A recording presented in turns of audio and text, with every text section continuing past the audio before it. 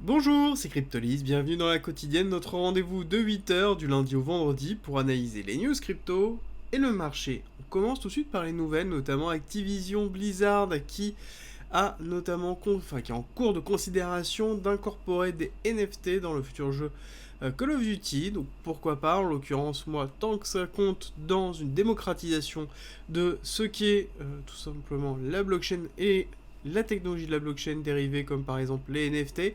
Par contre, je pense que forcément, on va se retrouver sur des NFT qui vont être en mode tout simplement des packs sur lesquels on va jouer Gamble. Donc, bon, pas forcément toujours le bon côté, mais pourquoi pas.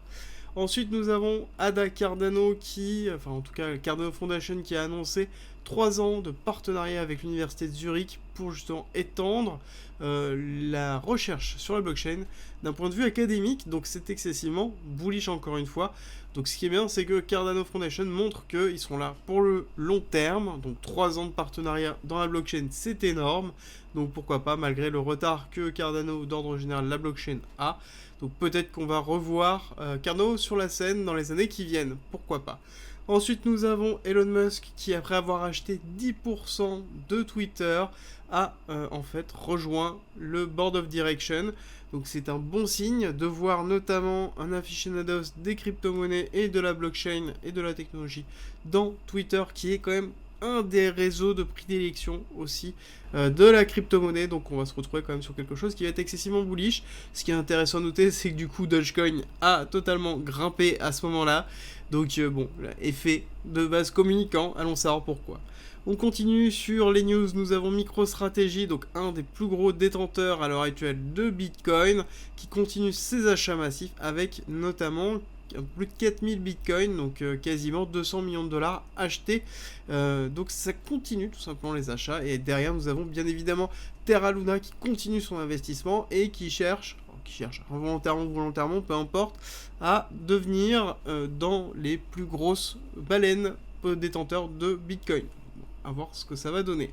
Autre petite nouvelle concernant justement l'engouement au niveau des crypto-monnaies et en tout cas peut-être qu'on va avoir en Europe, bien sûr le territoire, pas l'Union Européenne, mais l'Angleterre qui, après avoir fait une législation qui était quand même pas forcément ultra crypto-friendly, commence à changer de direction et notamment le gouvernement s'engage à assouplir tout ce qui est relatif aux crypto-monnaies. Alors, la notion d'assouplissement n'est pas encore déterminée, donc il va falloir déterminer justement quel va être le cadre juridique lié à ça, mais il y a du bon et on attend peut-être justement une ouverture et qu'on ait une terre dans le continuum européen qui soit au moins crypto-friendly. Ça pourrait favoriser le déplacement des licornes en Europe, au moins pour faciliter la suite. Rejoins-nous sur Discord. Tu y retrouveras notamment ma stratégie d'investissement qui est disponible gratuitement. Je montre comment je construis mon bag, le fonctionnement de mes optimisations, quand acheter, quand vendre, tout pour éviter justement les principaux pièges. Si tu aimes mon contenu, like, partage et abonne-toi, ça m'aide énormément. C'est tout pour les nouvelles, on attaque la partie technique. Petit rappel habituel, nous avons une vague 1, vague 2, vague 3 terminée en avril 2021. Retracement de la 4 en cours avec un A, B, C très classique. A est égal à C dans le point le plus bas qui a été donné. Alors là on pourrait se dire que tout simplement nous avons terminé la 4 et que nous sommes dans la 5, c'est tout à fait une possibilité. Néanmoins, étant donné que nous avons fait une extension au niveau de la B, on peut attendre une extension au niveau de la A, et c'est plus ou moins ce qu'on est en train d'attendre de l'autre côté, étant donné que nous avons un pool de liquidité très fort en dessous des 30 000 $, avec notamment un gap sur le CME à combler, et un C qui est en 5 vagues, 1, 2, 3, 4, et nous attendons la cinquième qui est potentiellement en cours, avec un retracement qui est effectué en A, B, A, B, C, le A est égal au C ici, donc là pour l'instant nous sommes en 1 pour 1, donc potentiellement ici on pourra avoir un départ de la 5 pour valider ici une accumulation classique de Wyckoff en Psi SC, donc Selling Climax, l'arrêt de la tendance baissière, on teste ici le niveau bas, et ce que l'on attend généralement c'est au moins une prise de liquidité du SC, donc c'est-à-dire un plus bas pour pouvoir repartir. On peut aussi avoir un deuxième plus bas, ce qu'on appelle un spring, qui pourrait valider, donc c'est quelque chose qui est excessivement haussier. À côté, nous avons aussi un autre schéma qu'il faudrait que je note à un moment donné, ici de week off, de réaccumulation avec un BCARST. Le ST a pris de la liquidité du BC, ici, tac, donc avec un nouvel ATH. Donc on est dans une réaccumulation, quelque chose de bullish en termes de week off. Et derrière, nous sommes dans un retracement que l'on appelle le saut. Ce retracement-là, lors d'une réaccumulation, peut très bien aller prendre l'AR, mais n'est pas obligé. C'est vraiment une des spécificités d'une réaccumulation. Et donc du coup, on pourrait très bien avoir un saut qui est en train de se stacker ici, comme un saut qui pourrait avoir une inclusion très forte au niveau de la prise de liquidité de l'AR. Ce qui est important de noter, c'est que le mouvement bullish, plus on descendra avec une prise de liquidité de l'AR, plus on aura de la force pour avoir une réaction haussière. Donc c'est pour moi essentiel aussi d'avoir, pour avoir un très beau printemps, d'avoir une prise de liquidité forte, sans forcément avoir une peur totale des marchés. Donc ça va être à déterminer un petit peu par la suite. On continue notre analyse avec notamment la vue journalière. Petit rappel, nous avons dans cette grosse accumulation ici noire, nous avons une distribution qui se trouve ici, avec pareil schéma de Wyckoff, BC, AR, ST, SO, UT. Donc là on a fait notre point haut, hop, avec tout simplement une prise de liquidité du BC qui a été effectuée. Et ce que l'on peut attendre, c'est un retracement et potentiellement un UTAD, donc une deuxième prise de liquidité qu'on pourra attendre dans les 50 000, étant donné que si on fait une prolongation ici de ce A, B, C, je vous ai dit qu'on travaillait la zone 1, regardez, on est pile poil sur l'extension de Fibonacci en 1 à 47 177 que je vous avais annoncé depuis très longtemps déjà, et que en l'occurrence, on a la continuité qui pourrait nous amener en 262 712, je vais y arriver, à 50 000, et donc pour un très bel UTAD qui pourrait être effectué. L'UTAD n'est pas obligé dans une distribution. Une distribution, c'est quoi dans les schémas de Wyckoff? C'est tout simplement une schématique qui amène une distribution de prix, donc c'est-à-dire c'est une prise de profit, tout simplement, par exemple dans les achats qui ont été effectués, sur une zone de prix intéressante. Donc on va manipuler le prix pour le conserver en haut, distribuer, et ensuite chuter forcément, pour valider une distribution, on doit passer en dessous du point le plus bas, c'est-à-dire le saut qui se trouve ici à 34 325. Donc pour valider cette distribution, en tout cas, qui est montrée de notre côté. Alors à côté, nous avons d'autres choses qui se rentrent en compte. On va revenir rapidement sur cette zone-là. Nous avons ici le W qui a été noté, W weekly. Je vous avais montré ce graphique à un moment donné qui était le canal de compression que l'on avait ici très fort, que l'on a cassé par par le haut. Néanmoins, on voit qu'on n'a pas d'accélération des cours, alors que pourtant, dans cette zone-là, nous n'avons pas forcément énormément d'ordres vendeurs. Nous avons une pression acheteuse monstrueuse, je vais vous le montrer tout à l'heure, avec majoritairement des leviers. Néanmoins, on se retrouve tout simplement sur un travail de cette ligne très importante, avec potentiellement ici deux incursions qui ont été effectuées, une hier soir, qu'on va regarder tout de suite. Alors, cette incursion hier soir, qu'est-ce que c'était? Hop, on agrandit un petit peu, on voit un petit peu ce qui se passe. Je vous avais expliqué que là, on avait travaillé notamment le 786 qui se trouve ici, c'est-à-dire sur cette impulsion baissière, on a fait un retracement 786, et que là, pour l'instant, tant qu'on ne casse pas ce 786, on est plus ou moins dans une continuité baissière, on aura vocation à continuer ce retracement, avec notamment une prolongation en A, B, C, qui est en train de se faire, avec, hop, des objectifs que j'avais notés la dernière fois, mais je vous les remets encore, hop, des objectifs à 43 500, avec notamment 43 500 qui pourrait avoir quelque chose qui est assez fort, c'est que si jamais on break ce niveau bas ici de ce point là à 44 231, ça voudrait dire qu'on ait une validation de cet ABC avec une continuité de tendance baissière, et que ici on a des clusters de liquidation, on a beaucoup de longues qui se positionnent ici, on a des clusters de liquidation qui se positionnent ici, et si jamais on casse cette zone là, ce break of structure mineur qui est 43 600, on va dire, on va simplifier, 43 600, qui est globalement une zone importante avec une accélération, je pense, du coup, sur les 42 500, voire potentiellement les 41 000, retour aux 41 000, tout simplement pour les clusters de liquidation et notamment la prise de liquidité. On a ici un inducement, deuxième inducement, et là on a un cluster de liquidation à récupérer. Donc on a quand même pas mal d'éléments en dessous à aller chercher. On le voit bien parce qu'on a quand même des impulsions baissières assez fortes, c'est-à-dire que quand on regarde ici, nous avons un signe, ici nous avons un deuxième signe. Alors la bougie a été ravalée partiellement, ce qui est logique étant donné qu'on a eu tout simplement un rachat massif, mais on a eu une accélération du cours due à une potentielle liquidation qui a eu lieu, notamment des longues. Alors, une petite liquidation, on n'a pas eu grand chose en liquidation, et ça c'est important de le comprendre, on va regarder ça tout de suite. Alors, au niveau des liquidations, nous avons eu 300 millions de liquidations, ce qui n'est pas énorme sur quand même une accélération du cours.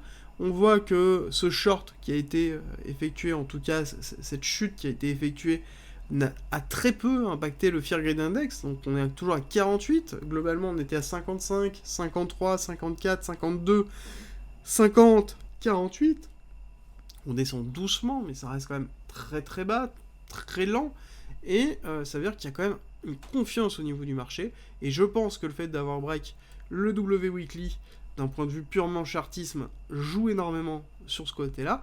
Par contre, il est évident que si on casse le W Weekly, qu'on fait une réintégration, là, par contre, entre la Smart Money qui va liquider la totalité des longues qui vont être effectuées, une capitulation générale de l'ensemble des chartistes, ça va être très compliqué et ça peut nous amener assez bas si jamais il n'y a pas de rachat global qui va être effectué.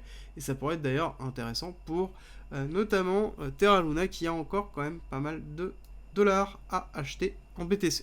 Je dis ça au cas où, si jamais vous m'écoutez, peut-être le bon moment. Alors, nous avons ici quelque chose qui est très intéressant. Je vous explique depuis un certain temps que le marché est a des complexités de liquidité. On a très très peu de liquidité sur le marché, avec un départ notamment des institutionnels, une diminution de la capitalisation des institutionnels, une diminution tout simplement de l'hégémonie que peut avoir la crypto-monnaie comme on l'a eu en 2021, avec notamment le crash de fin d'année. Et donc du coup, on se retrouve avec beaucoup moins d'investissement, et le fait d'avoir cassé le W Weekly n'a pas ramené tant d'investissement que ça. Peut-être un petit peu, mais pas tant que ça. Pourquoi je vous dis ça? Tout simplement parce qu'on a donc une augmentation des longues qui a été effectuée, notamment ici on a le break des 45 000, donc sur cette zone-là, on voit que c'est le moment où on a shifté plus ou moins sur cette partie-là, avec des longues qui ont été faites assez massivement, et on est repassé à plus de 70% de longues. Ok. Mais clairement, qu'est-ce qui se passe depuis? On a un cours qui stagne. Donc ça veut dire qu'on a quand même quelque chose qui se passe, et on a toujours ce manque de liquidité, on n'a pas l'impulsion de liquidité nécessaire pour pouvoir faire et pouvoir pousser tout simplement la crypto-monnaie derrière. Et ce qui est intéressant, c'est qu'on a une dichotomie entre, même une décorrélation, on pourrait dire, entre la notion financière, donc le marché financier, ce que nous montrent ces graphiques, avec un manque de liquidité. Alors à côté, on a justement le monde technologique qui est en train de se développer à coup de levée de fonds de 100 millions, 200 millions, 300, 400, 500 millions, et ça, on le voit toutes les semaines. Donc on a vraiment quelque chose qui est en train de se séparer et se décorréler. C'est excessivement intéressant de voir comment ça peut se regrouper à un moment donné, et je pense que lorsque on aura une recorrélation des deux, on se retrouvera sur un cours qui explosera, avec notamment peut-être un cadre légal qui sera plus opportun là-dessus. Alors, voilà, petit laïus terminé, et on attaque la suite. Juste pour vous montrer que, notamment dans ces phases ici d'accélération, on a eu une baisse de l'open interest qui s'est effectuée, et qui était notamment tout simplement un nombre de longues qui ont été effectuées, et globalement une prise de profit qui a été faite, donc tout simplement avec des leviers. L'open interest, c'est globalement une façon de voir les leviers qui sont présents, et ce qui est très intéressant, c'est qu'on a une augmentation ici de l'open interest qui se fait, on retouche encore les 80K. Est-ce que c'est bien? Non, clairement, parce que plus on va avoir de l'open interest, plus on va avoir de levier, plus derrière on va avoir des clusters de liquidation, donc plus on aura intérêt à les liquider.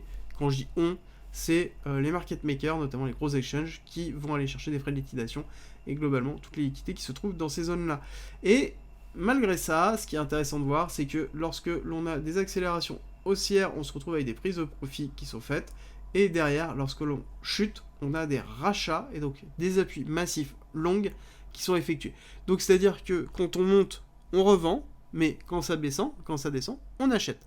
Donc par contre, on pourrait très bien se retrouver avec ce type de schématique, qu'on a pu voir d'ailleurs dans l'accélération haussière qui nous a permis de casser les 45, c'est que les gens, suite à un dip, continuent à acheter en long avec des gros leviers, et donc on se retrouve sur un long squeeze, accélération du cours vers le bas, et là par contre c'est touchdown et c'est fini.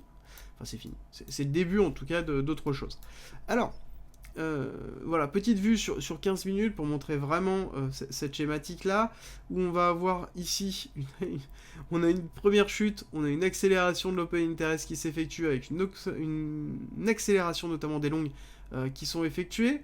Ici, on a une stabilisation du cours avec voilà, partiellement euh, très peu de changements au niveau de l'open interest. Ici, on a une chute, donc cette chute qui a été assez forte cette nuit, avec notamment le marché asiatique, avec quand même un check en dessous des 44 500, donc en dessous de la ligne de coup, pour notamment liquider une partie. Et si on voit, on a très très peu d'impact. Alors du coup, bah, bien sûr, il nous manque les données pile poil à ce moment-là, ce qui est dommage, mais je pense qu'on aurait ici une baisse, une remontée. Donc on aurait une liquidation des personnes qui sont placées en longue sur cette zone-là, ici. Donc ce qui correspond à cette partie-là. Et on aurait à côté un rachat qui s'est effectué. Donc pour ça, on a une restabilisation et voire même une augmentation du cours, avec une réaugmentation derrière de l'open interest. Donc il est, je pense, pas illogique de voir une continuation de l'open interest, une montée de l'open interest par rapport à ce qui va se passer.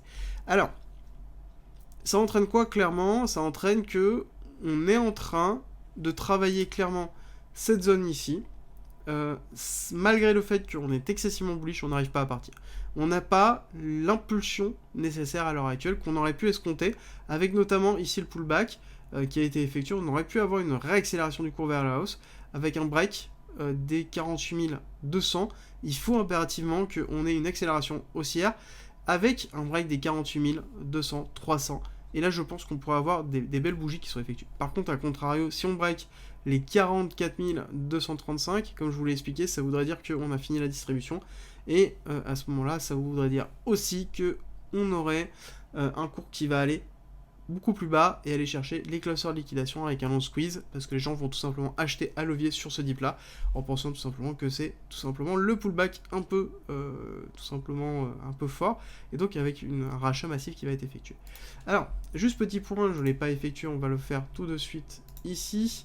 Au niveau des indices, je ne l'avais pas préparé, on va le faire rapidement parce que je pense que c'est intéressant de voir un petit peu où on en était. Alors, au niveau des indices, on va se mettre en auto. Alors, on n'a pas eu une session extraordinaire, clairement. On a eu une session d'hier qui a été quand même assez rouge. Et là, on est en train de nous dire que potentiellement la session qui va arriver risque d'être aussi un petit peu rouge. Il va falloir vraiment pas casser les 14 718. Si jamais on casse les 14 718, ça nous amène au niveau en dessous. Et donc potentiellement même voir au 0,5 à 14 100. Donc ça voudrait dire qu'on aurait un BTC qui casse aussi les 44 000, d'accord? Donc là-dessus, on a vraiment le Nasdaq à surveiller. Pareil sur le SP500, SP500, mauvaise journée hier, donc on va voir l'ouverture. Est-ce qu'on va repartir sur quelque chose d'assez bearish pour retravailler les niveaux en dessous? Et donc qui pourrait justement entraîner le BTC dans un cluster de liquidation qui serait justement peut-être pas positif du tout, parce qu'on aurait une accélération du cours assez forte avec justement tout ce qui s'ensuit. Merci d'être resté avec moi jusqu'au bout. Abonne-toi, partage si t'as aimé et rejoins-nous sur Discord. C'est avec plaisir qu'on t'accueillera. Et à très vite.